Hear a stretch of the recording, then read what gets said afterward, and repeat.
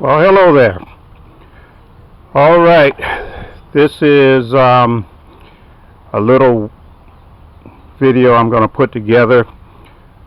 Basically, I'm going to show you a few things. Hopefully, it'll spark your interest and just, basically show some of the progression of trees during the early spring.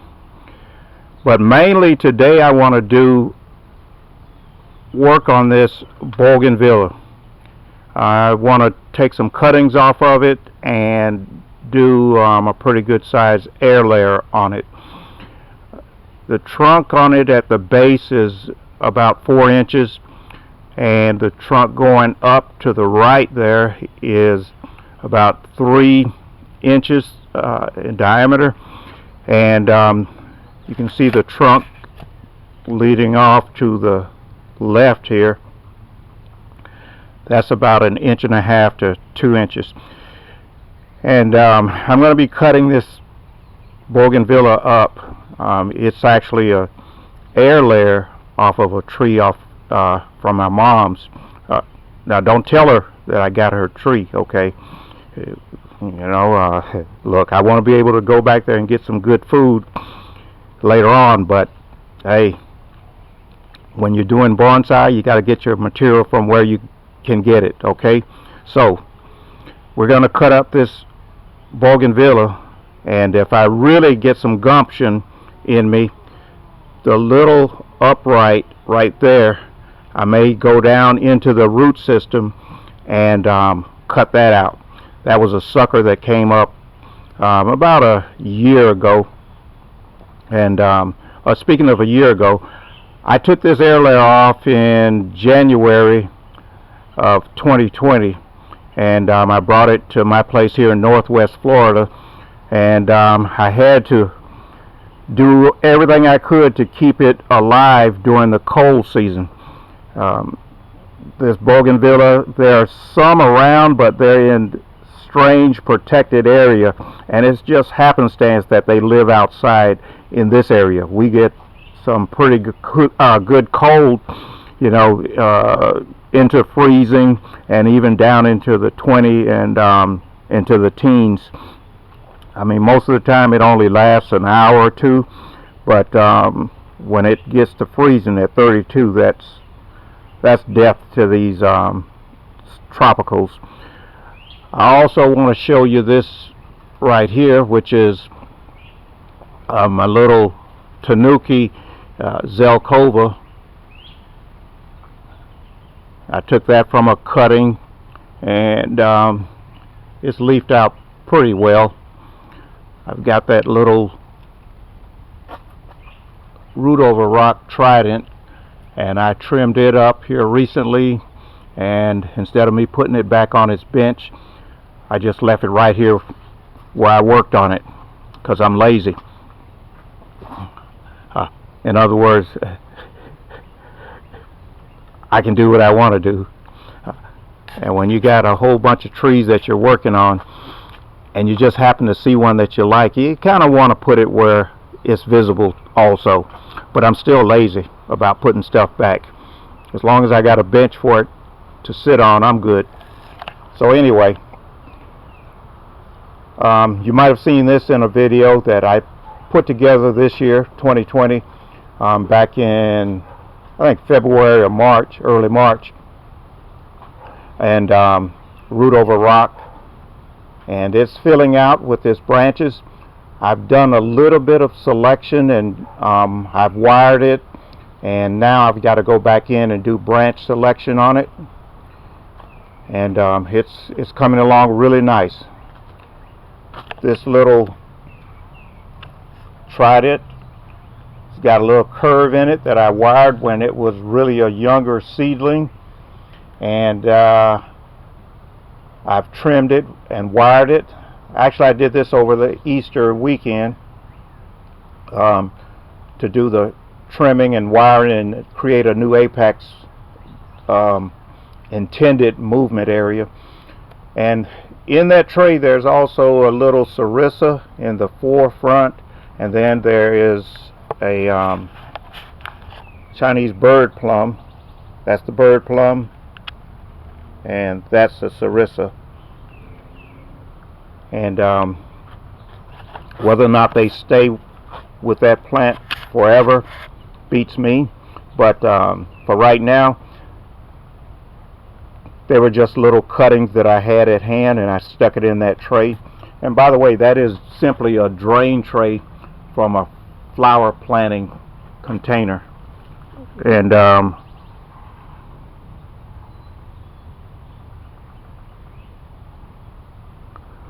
like the movement on that bird plum, kind of a modified Z movement.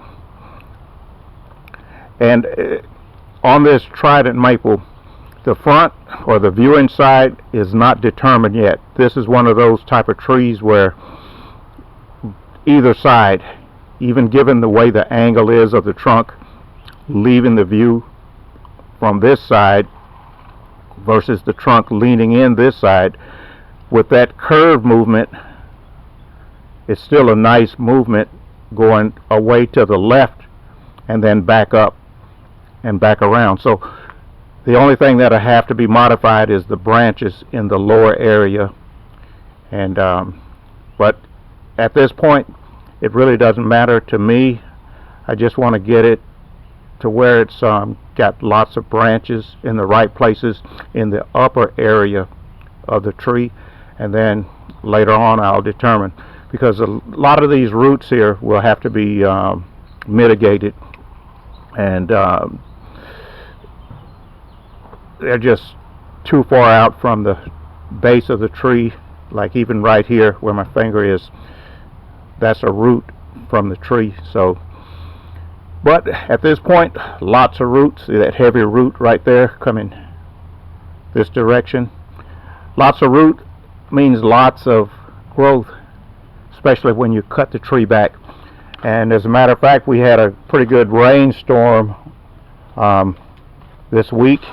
I caught lots of rainwater, and I put my water-soluble fertilizer in it, and so I fertilized everything yesterday, and probably Monday or into next week I'll do liquid iron and green everything up a little bit more, and then the next week or you know, within a week or so, I'll do 0-10-10, and if I've got anything suffering a little bit, I'll add some B1.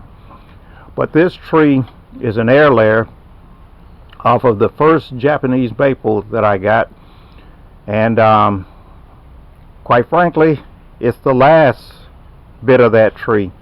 I mean, I've got some around from cuttings and air layers, but I don't remember them like this one. And I've sold a number of them too. The branch going off to the right there of the tree, or the viewing left, it's curved in toward the viewer, and I had it wired out, and I had guy wires on it, but as the season approached in 2019, it was 2018 going into 2019, I took all of the support off, and during the season, all of 2019, that branch actually curved back in and up, and it was nearly as high as these branches here, curving in this way. And so last week I took and you can see I have got it wired back out to metal bars. I had the little green one on there, but it was cheap metal and it broke, so I took another piece of metal without taking the first off. No sense in undoing work that was already done, and then I secured it. And if you can see right here, the bar is extended through the back. Now I've got good leverage that I can pull this in toward me, and it will cause that to draw out. So I'll let it sit for another week or two, and then I'll move it, you know, a quarter inch, half an inch, a little bit at a time. And I've probably got 4 or 5 more inches that I want to take that back and drop it down to about right there in the viewing area. But even the way it is, it's looking pretty good, and I'm satisfied with that. This little holly back here, let's see if we can bring him up here. I just want you to see that was a little stump that a friend of mine had cut down and was ready to destroy, and it has fruit on it right now, so it will just be getting 0, 10, 10, and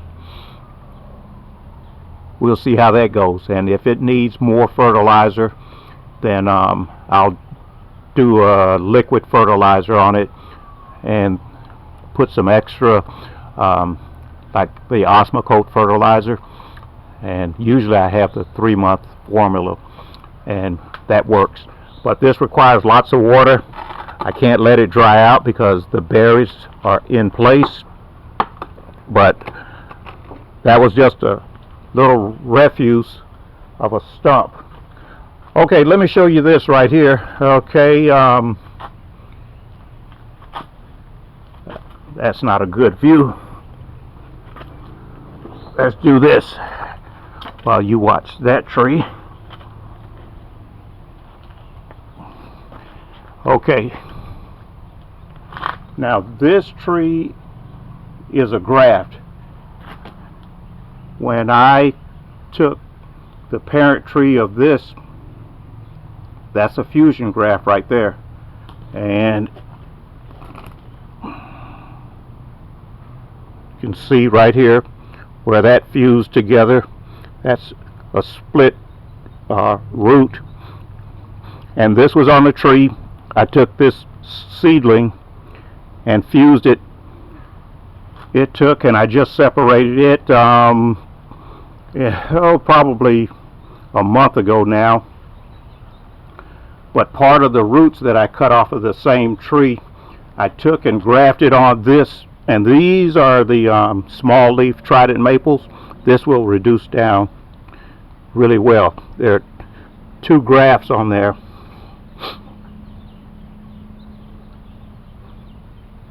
The orange is just some plastic wrap or tape, and then I secured it also with my prerequisite black electrical tape. The yellow is the sealant, the bonsai sealant. I had a 3rd graft on there, but some animal knocked this over, and these 2 grafts took. This one, it took off and became dominant. This is still hanging in there. I don't really need that now since the graft took, but it is what it is. And I did that simply as an experiment to see if the trident root will support grafting while the tree is dormant, and to this point it took it very well. I'm hoping you can see the cambium rolling over the tan color right there. Last week, the week before last, it was just as yellow as this color right here on that tree sealant. But that's 2 ways of using some of the root material that you may be disposing of. You know, you see part of the surface roots, you don't know what's under the ground, of course, but it just may lend itself to giving you a nice trunk to create something somewhat unique.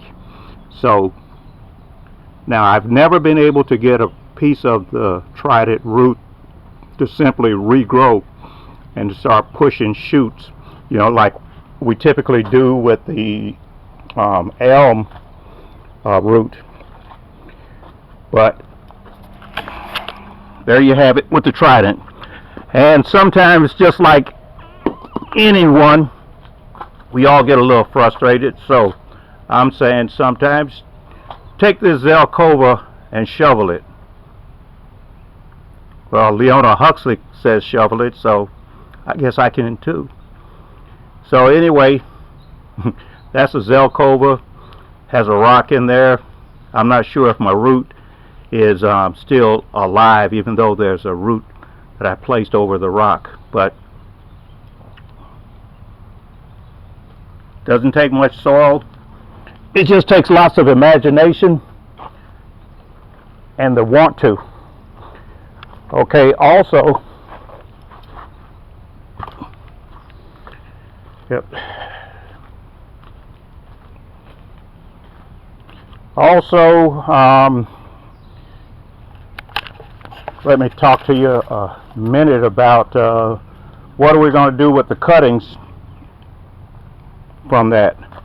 I've got this sand right here, and I got that out of Lowe's, and that's a sharp sand. Okay, generally I use the tan sand because it's available. You know, fill dirt when they're building houses, and it's cheaper by the bulk. But I got this at a good price, and it was available, so I'm using it. And I mixed it with other soil that I had about.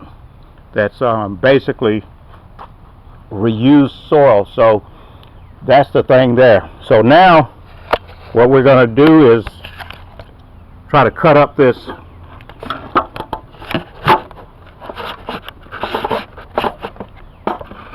Bougainvillea, and I hope my camera don't fall off of this gizmo that I have here.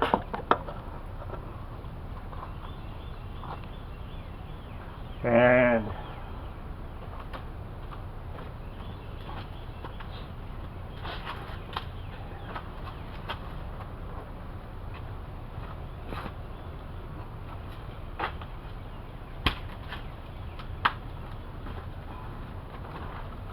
got my gloves.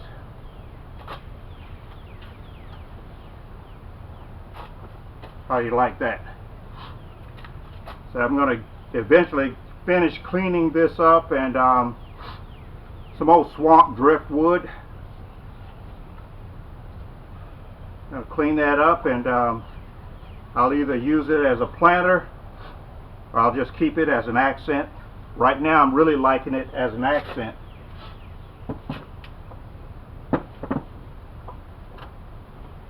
And this is my turntable. Get it? It's a table, and it turns. All of these turn.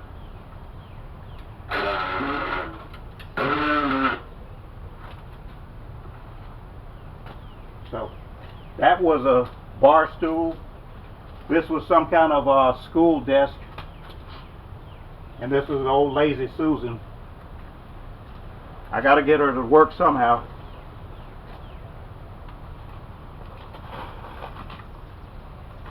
And that's that sharp sand. You can see lots of sharp crystals in it. And part of the reason I mixed it with other soil is to kind of reduce the amount of sharpness to it. I want good roots, but I want the fine roots to start out pretty much like normal, and then later on, like we use the aggregate or grit in our bonsai soil to break up the roots. I want the roots to be able to come out first and to start growing, because starting out real early, it's not a good thing to get the roots to start breaking up. I've done other projects and it doesn't work too well that way. So anyway,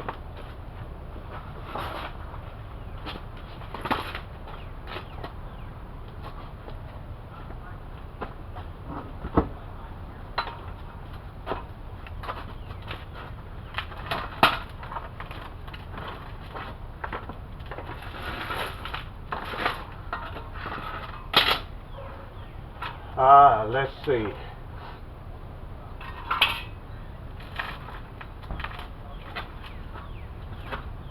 I've got this armature coming out here, and it makes a sharp turn. So what I'm going to do is cut this part back,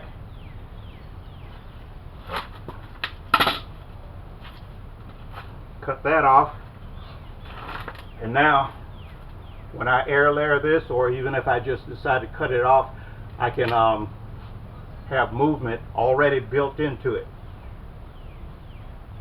See the angle here? Kind of a Z pattern. So, or it's a whole tree just like that. Now,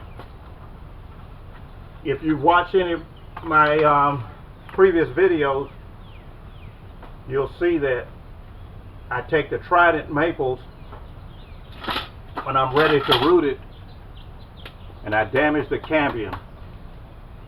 This heavy, corky kind of bark, it doesn't need much, but I want to kind of break that up just a little bit so that the moisture can get in, and then eventually the roots will come on out. Now, somebody else would tell you, take off all of those leaves. Well, here we are in the spring, we got good heat. This is going to retain enough moisture. This is a tropical or subtropical plant. I'm not worried about that. If I do sarissa, or even if I'm doing herbs, thyme or whatever, I'm not going to strip off all of those leaves. That's too much work. I like doing it the easy way. And if you doubt me, I've got hundreds of bougainvillea sitting right over there, and this is what I do. No, I don't want a whole bunch of leaf material in the soil, and you didn't see that I put very many down into this, even to the point where the leaves are touching the soil. But all of this right here, this tree is just that prolific that I don't worry about it. Now, do your work, practice, study, take a look and see what works for you. I've got plenty of heat and humidity here at this time of year. Here it is, April, the end of April, and we nearly hit 80 degrees yesterday. So the heat is on. As a matter of fact, I'm a little sweaty right now. Okay, this is really large up here, and it takes somewhat of a unusual turn, and so what am I going to do?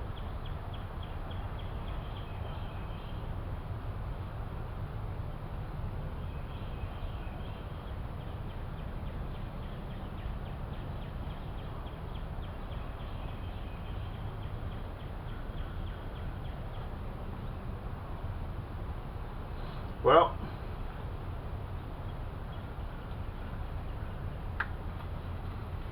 I'll tell you what I'm going to do.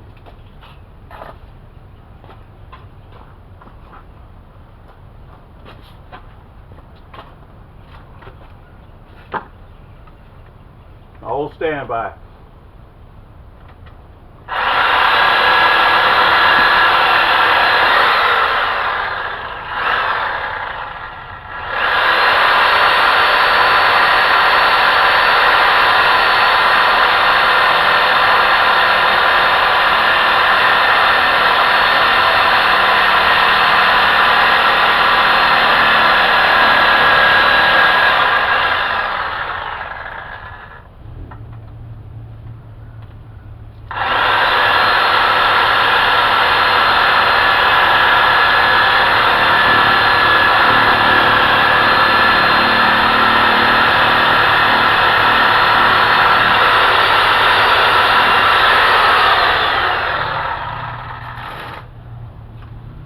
Is he crazy? That's a whole tree right there. Well, crazy or not, here I come I'm gonna root you and make you into a bonsai. Yep, that's what I'm gonna do.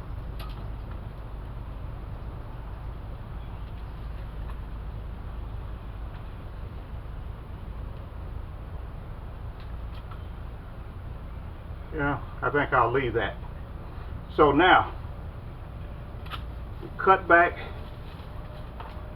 and I'm dressing this for success. This is too far down because I don't want the tree like that. I'm going to plant it like that to make that the movement, and this will be too far into the ground to make it a good display. So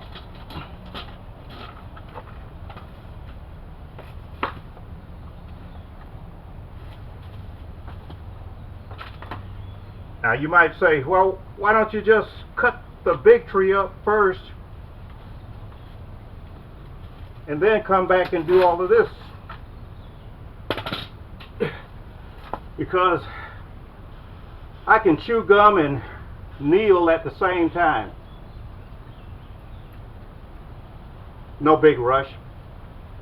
I got plenty of activities to keep me busy. I've got work that I should be doing, and the longer I can do this, the less I have to go back there and work. Okay, so this is really corky. It's fresh and it's vibrant because here we are in the spring. Bougainvillea now. We've got good heat, and these trees thrive in the heat. So that's it for me. Now, like I said, you have to experiment and see what works for you. You got heat, humidity, and sunlight. Heat is not necessarily sunlight, and sunlight is not necessarily heat. It could be hot and humid. You could have all kinds of heat in the day. But you may not have the good sunlight that you need. So for photosynthesis, you need the sunlight, not just simply heat. And I'm not really cutting this back for any specific reason or purpose other than to just take some of the foliage off to also to set this up for back budding later on. So you say, well, you said leave all the foliage on. No, I said on that smaller piece I wasn't worried about the foliage. Now long shoots like that, once I'm done, that I might go back and cut those off and to set into a rooting bed of its own. But where these large pieces are concerned, I'm just getting these ready.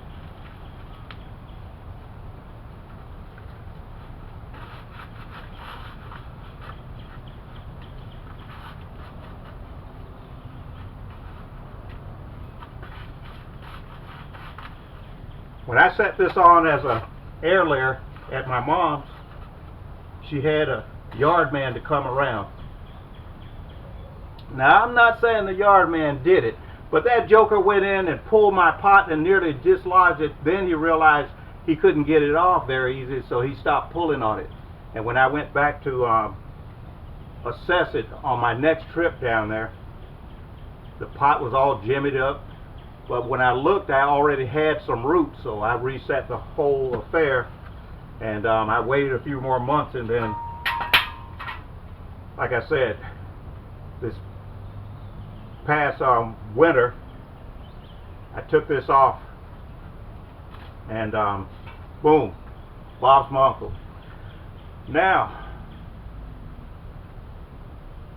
I've got thousands of trees and plants, okay?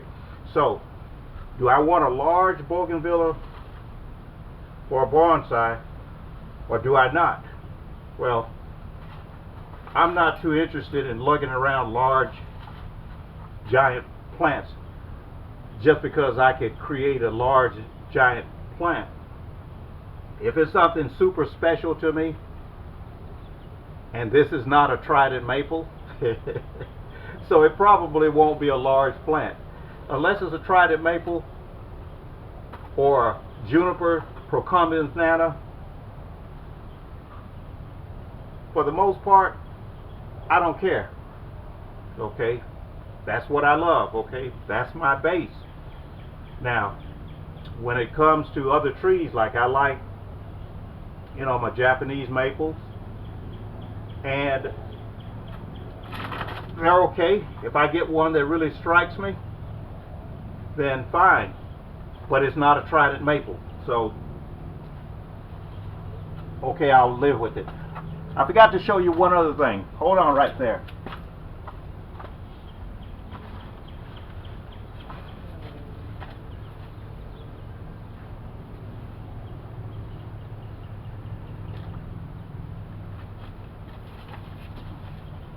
That's my pomegranate.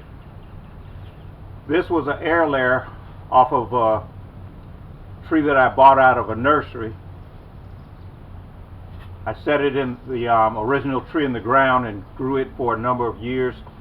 A sucker came up and outgrew everything else on the tree, and so this is part of the main tree that developed from the sucker.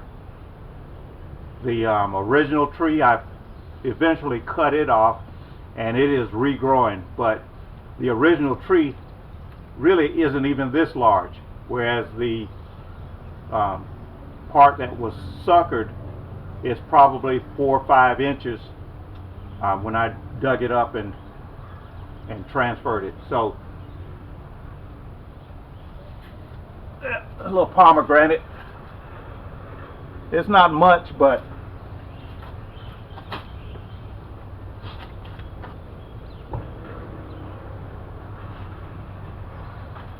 like that little commercial said, I did that. So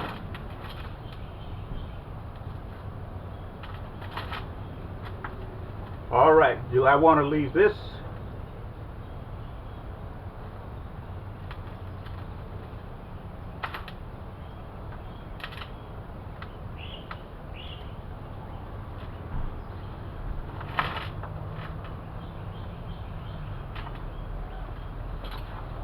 Let's see.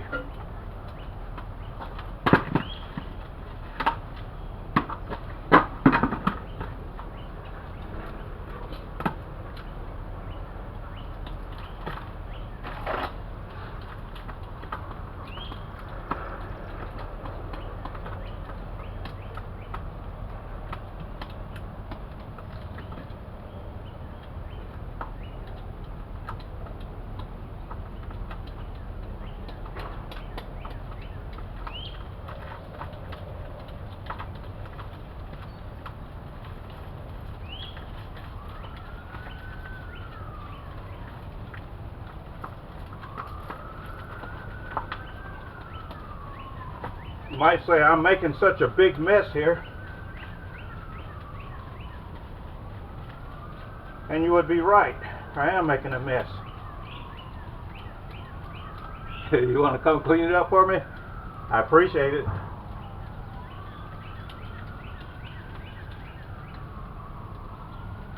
See the roots, surface roots developing. But again, this bougainvillea is really being a tropical, it's really forgiving. And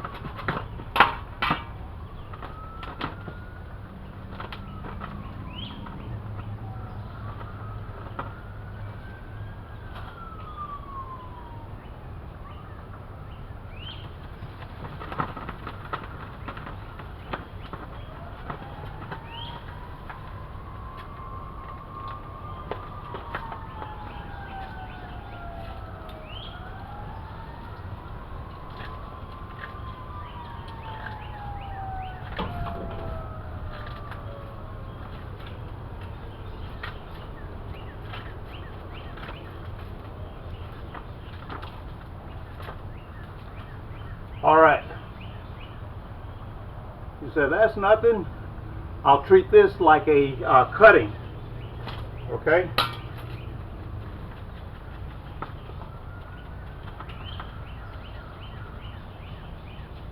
Now I'll reset this, which I really needed to do that anyway. So now I've got a different view of my tree. I've got this old craggy piece here, which I really did like, and I have to clean this out because some of this is all punky, but it's still viable. I'll clean that out.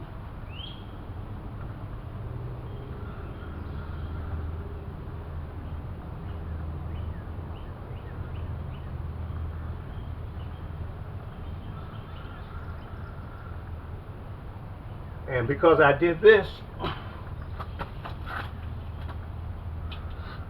I'm not going to do an air layer on this now. I'm going to regrow this. Not a biggie. So I'm just going to cut something off of this. I'm not sure what. But before I do that, I got to put my shears back together. I just looked down and saw the spring knocked out of it.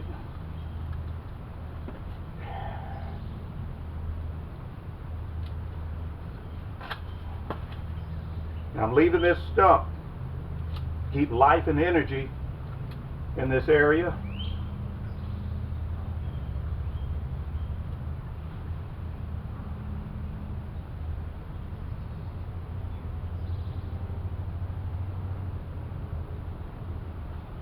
I don't want that growing that way, so this will be somewhat like this. I hope that's coming out.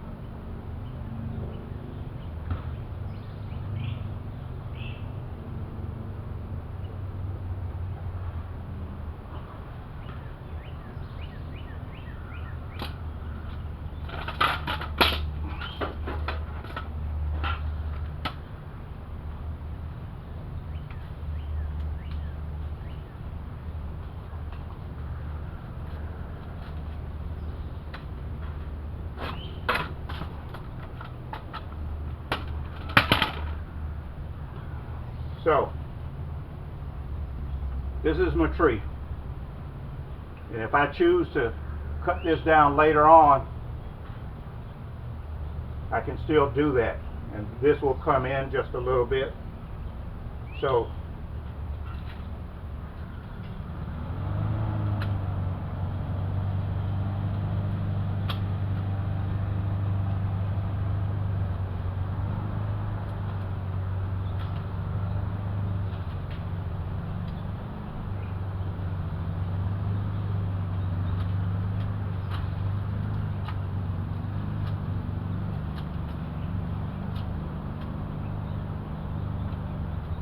alrighty daddy.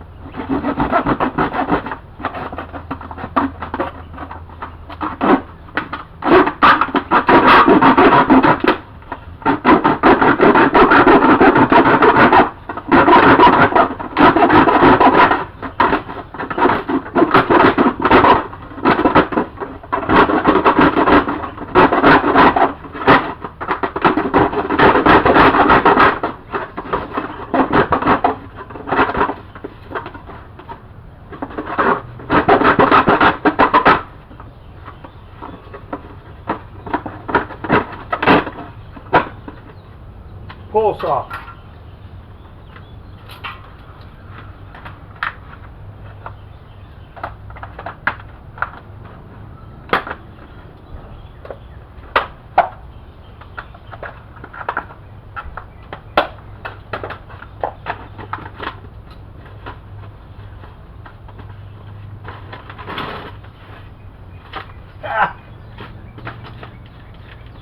Now I'm cleaning this up.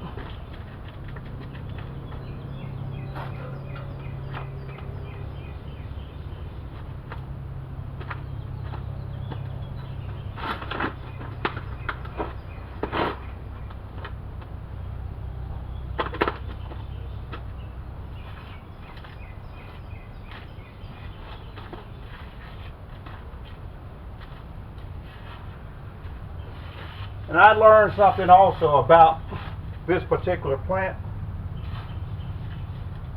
We had a storm yesterday, the day before yesterday rather, and I watered and fertilized everything. This soil is about bone dry. So I wasn't doing a good job, even though the tree was nicely green. But again, that's why I keep lots of buckets and bowls and flat trays around to soak certain plants in, pretty much all of them from time to time. And even when I want to deep fertilize or add iron to the planting, I let them soak.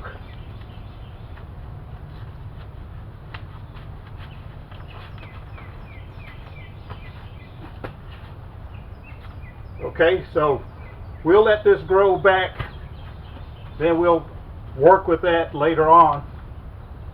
So I'll get into a soak.